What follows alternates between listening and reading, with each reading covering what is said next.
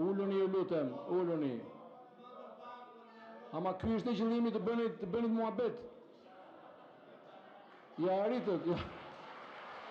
arritët, suksese. Projekt vendimi për ngritjen e në komisionit për zhvillim të qëndrueshëm në përbërjet komisionit për burime natyrore, infrastrukturën dhe zhvillimin e qëndrueshëm, ngritja e në komisionit për zhvillim qëndrueshëm për përbërjet komisionit për rreshën parlamentar, burime natyrore, infrastrukturën dhe zhvillimin e qëndrueshëm, fusha e përgjegjësisë këtij komisioni, zhvillimi ekonomik dhe social, rritja ekonomike e qëndrueshme, realizimi i objektivave për zhvillim të qëndrueshëm dhe Agenda 2030 e OKB-s.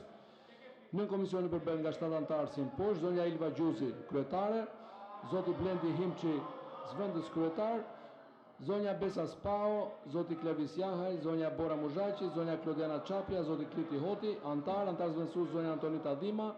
Ky akt kërkon shumicë të thjeshtë votash, procedura votimi një votim elektronik, votimi është i hapur. Hapet votimi me elektronik.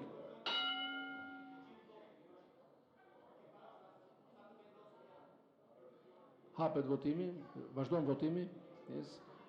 Mbyllet votimi. 82 vota pro, 0 kundër, 0 abstenim.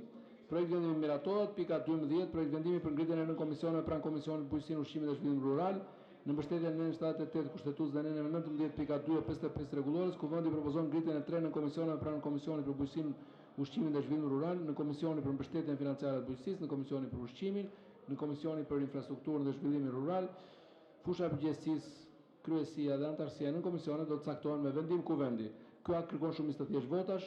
Procedura e votimit, një votim elektronik, votimi është i hapur, hapet votimi elektronik.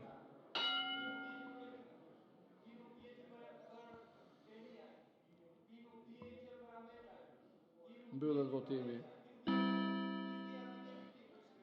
76 vota pro, 0 abstenim, 0 kundër.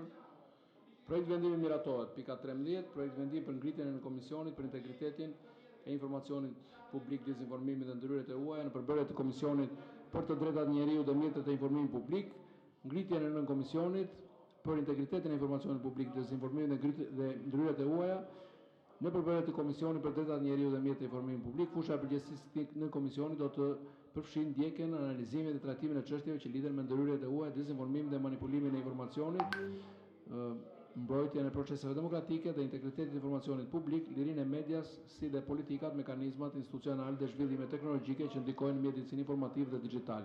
Komisioni përbërët nga 5 antarë, si më poshtë, zonja Iris Luarasi, kryetare, zoti Agron Gjekmarkaj, zëvendës kryetar, zoti Ardit Bido, zoti Arbian Mazniku, zonja Greta Bardeli, antar. Ky akt kërkon shumicë të thjeshtë votash. Procedura e votimit, një votim elektronik, votimi është i hapur, hapet votimi me elektronik.